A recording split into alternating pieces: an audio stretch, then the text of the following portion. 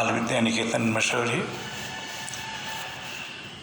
हिंदी शिक्षक विजय कुमार के वर्ग में 7वीं कक्षा के सभी विद्यार्थियों का स्वागत है। छात्रों, मधुलिका पुस्तक जो पाठ्य पुस्तक है उसमें हम लोग घीसा पाठ पढ़ रहे थे। उसी का शेषांश है।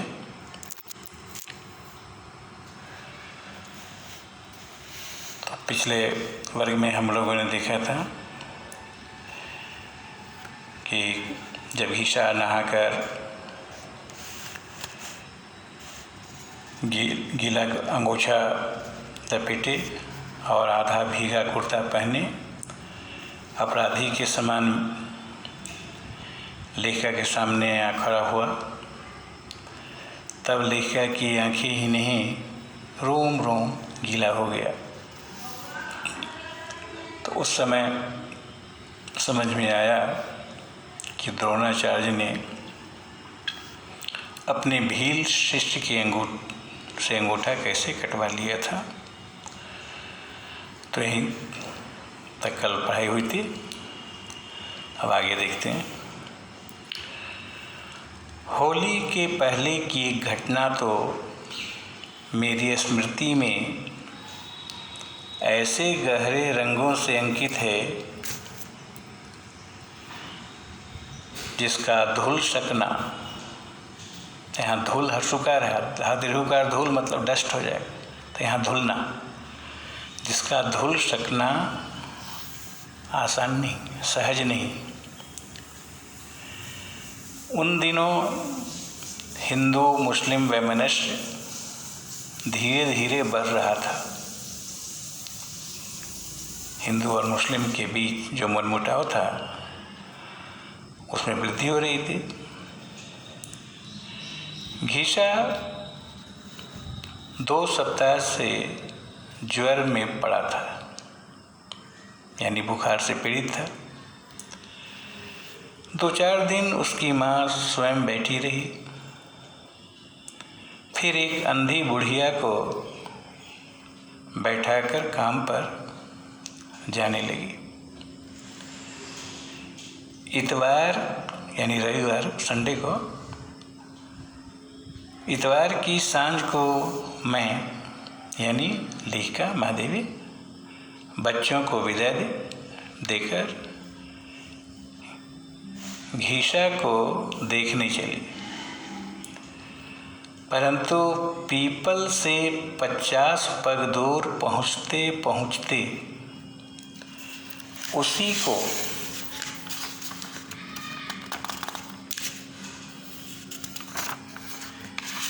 उसी को यानी घीसा को डगमगाते पैरों से गिरते पड़ते अपनी ओर आते देख मेरा मन यानी लेखिका का मन उद्विग्न हो उठा। उद्विग्न मतलब व्याकुल हो गया। वह प्यास से जाग गया था। इतने में गुल्लू के काका ने नदी पर से लौटकर दरवाजे से ही अंधी बुढ़िया को बताया कि शहर में दंगा हो रहा है। तब घीसा को गुरु साहब का ख्याल आया कि पता नहीं दंगा में क्या होगा। वहाँ तो लोग पागल हो जाते हैं, दीवानगी छा जाती है, इंसान नहीं रह जाता, बस एक दूसरे का लहू चाहता है। गुल्लू के काका के हटते ही वह ऐसे हौले हौले उठा कि बुढ़िया को पता ही न चला और कभी दीवार कभी पेड़ का सहारा लेता लेता इस ओर भागा।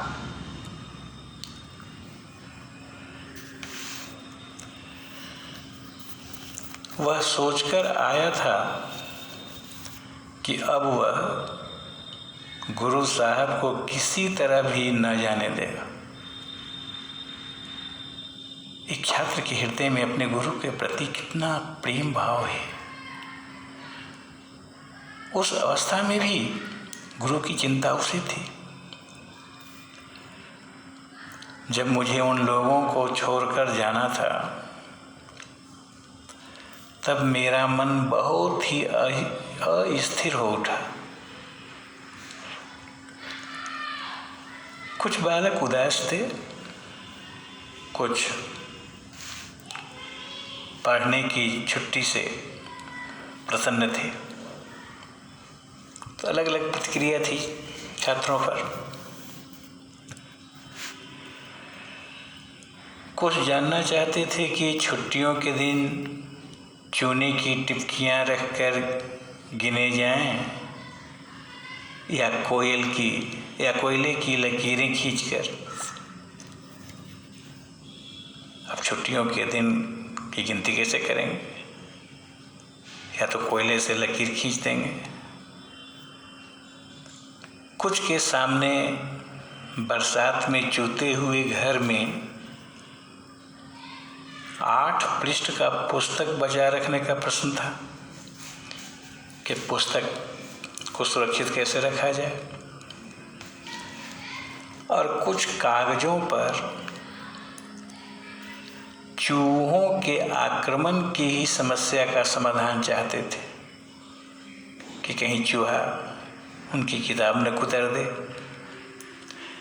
तो अलग अलग समस्या से लोग जूझ रहे थे। तब मैंने बहुत दूर एक छोटा सा काला धब्बा आगे बढ़ते देखा।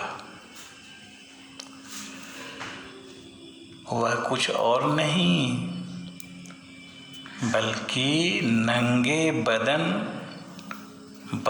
और वदन युग्म शब्द है। अगर वह लिखेंगे तो हो जाएगा मुखड़ा, और ब है तो शरीर। नंगे बदन घीसा एक तरबूज दोनों हाथों में संभाले आ रहा था, जिसमें बीच के कुछ कटे भाग में से भीतर की ईषत् लक्ष्य ललाई चारों ओर के गहरे हरेपन में कुछ बंद गुलाबी फूल जैसी जान पड़ती थी।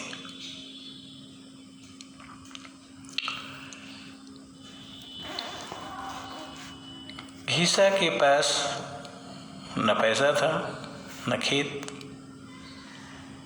तब क्या वह इसे चुरा लाया है? लेखिका के मन में यह प्रश्न उठा। इसके पास तो पैसे भी नहीं, खेत भी नहीं, तो क्या इसने चोरी की? घीसा गुरु साहब से झूठ बोलना भगवान जी से झूठ बोलना समझता है। यानी वो झूठ नहीं बोलता। गुरु जी से झूठ बोलने का मतलब भगवान से झूठ बोलना।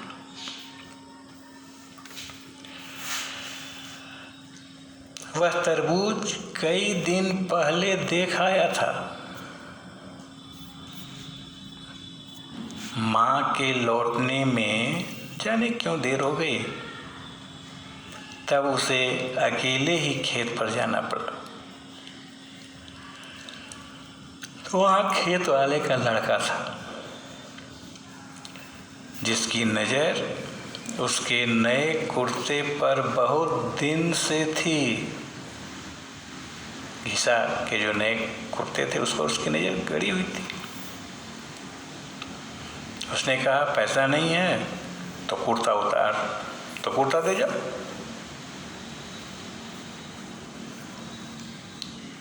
और घीसा ने वही किया। उस तरबूज के बदले अपना नया कुर्ता दे दिया। और आज घीसा तरबूज न लेता तो कल उसका क्या करता, इसलिए कुर्ता दिया है। पर गुरु साहब को चिंता करने की आवश्यकता नहीं है, क्योंकि गर्मी में वह कुर्ता पहनता ही नहीं और आने जाने के लिए पुराना ठीक रहेगा। तरबूज सफ़ेद न हो इसलिए कटवाना पड़ा। मीठा है या नहीं यह देखने के लिए उंगली से कुछ निकाल भी लेना पड़ा। अब उपहार स्वरूप जो तरबूज दे रहे हैं तो वह लाल होने चाहिए, इसलिए कटवा के देखा मीठा है कि नहीं, तो उंगली से कुछ निकाल भी लेना पड़ा।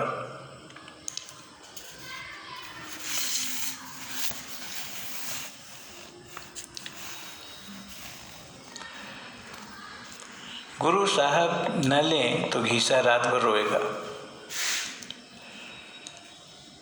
ले जाएं तो वह रोज नहा धोकर पेड़ के नीचे पढ़ा हुआ पाठ दोहराता रहेगा और छुट्टी के बाद पूरी किताब पट्टी पर लिखकर दिखा सकेगा। कितनी सतर्कता है उसमें। गुरु के आदेश को वह भगवान का आदेश समझता है। उस तट पर किसी गुरु को किसी शिष्य से कभी ऐसी दक्षिणा मिली होगी ऐसा मुझे विश्वास नहीं। लेखिका सोच रही है कि शायद ही कोई शिष्य ने गुरु को ऐसी दक्षिणा दी होगी, परंतु उस दक्षिणा के सामने संसार में अब तक के सारे आदान प्रदान यानी लेन देन फीके जान पड़े। फिर जब उस ओर जाने का मुझे अवकाश मिल सका तब पता चला कि घीसा को उसके भगवान जी ने सदा के लिए पढ़ने से अवकाश दे दिया था, यानी अब वो इस दुनिया में नहीं रहा। आज वह कहानी दोहराने की मुझ में शक्ति नहीं है। अभी मेरे लिए इतना ही पर्याप्त है कि मैं अन्य मलिन मुखों में उसकी छाया ढूंढती हूँ। तो यह है घीसा। अब लेखिका का परिचय प्राप्त कर लें। महादेवी वर्मा का जन्म उत्तर प्रदेश के फर्रुखाबाद में सन 1907 में होली के दिन हुआ। छायावाद के 4 स्तंभों में महादेवी वर्मा का स्थान विशिष्ट है। छायावाद के 4 स्तंभ जयशंकर प्रसाद, सूर्यकांत त्रिपाठी निराला, सुमित्रा नंदन पन्त और महादेवी वर्मा। तो 4 पिलर जो हैं छायावाद के, तो उनका स्थान विशिष्ट है। उन्हें ज्ञानपीठ पुरस्कार सहित प्रायः सभी प्रतिष्ठित पुरस्कारों से सम्मानित किया गया था। सन 1952 में पद्म भूषण अलंकरण से इनको अलंकृत किया गया, यानी पद्म भूषण अलंकार 1952 में मिला। इनकी जो प्रमुख काव्य कृतियाँ हैं वो इस तरह हैं। उनकी पुस्तकें निहार, नीरजा, रश्मि, दीपशिखा, सांध्य गीत, अग्निरेखा, यामा। जो गद्य रचनाएं हैं उसमें अतीत के चलचित्र, स्मृति की रेखाएं, पथ के साथी, मेरा परिवार आदि। शब्दार्थ है इष्ट मतलब आराध्य देव। हर किसी के इष्ट अलग अलग होते, किसी के राम है, किसी के कृष्ण है। आमोद प्रमोद यानी भोग विलास। भागीरथी गंगा को कहते हैं। जिज्ञासु कहते जानने की इच्छा रखने वाला। खंडहर टूटे फूटे घर का शेष बचा हुआ जो हिस्सा होता है उसी को खंडहर कहते हैं। विभक्त मतलब बटा हुआ, विभाजित। ज्वर बुखार, पृष्ठ मतलब पेज पन्ना, अपर्याप्त मतलब काफी। उत्सव मतलब पर्व, क्षत विक्षत यानी घायल। उत्तरदायित्व कहते हैं रिस्पॉन्सिबिलिटी, जिम्मेवारी का। मलिन मतलब मैला। उद्विग्न का अर्थ है व्याकुल होना। समाधान सॉल्यूशन, हल जिसको बोलते हैं। निठल्ले का अर्थ है बेकार, कुछ काम न करने वाला। व्यर्थ मतलब बेकार। दुर्बल पतला या कमजोर। अवकाश का अर्थ है छुट्टी। आकर्षण यानी खिंचाव, जिसको अट्रैक्शन बोलते हैं। वैमनस्य मतलब मनमुटाव। अस्थिर चंचल को कहते हैं। और आदान प्रदान का अर्थ है लेना देना। तो अब HW की बारी है। तो गृह कार्य में आज ये चौथा प्रश्न जो है उनका उत्तर तैयार करने हैं। कह है कि लेखिका को घीसा सब बच्चों से अलग क्यों लगता था। ख इतवार को लेखिका के आने से पूर्व घीसा पाठशाला को तैयार कैसे करता था। ग सफाई का महत्व समझाते समय लेखिका से क्या भूल हुई। सभी बच्चों और घीसा पर उसका क्या प्रभाव पड़ा। घ है गुरु साहब के वापस जाने पर घीसा ने उन्हें क्या गुरु दक्षिणा दी। गुरु साहब के लिए वह गुरु दक्षिणा अविस्मरणीय क्यों रही। अविस्मरणीय तो स्मरण से बना स्मरणीय। स्मरण मैंने याद, स्मरणीय जो याद रखने हो। अविस्मरण यानी भूल, तो अविस्मरणीय यानी जिसको भूला नहीं जा सके।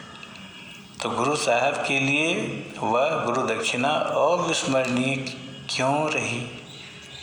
तो इन सभी प्रश्नों के उत्तर आपको फेयर कॉपी में तैयार करने हैं और व्हाट्सएप पर भी भेजना है। तो आज यहीं तक, धन्यवाद।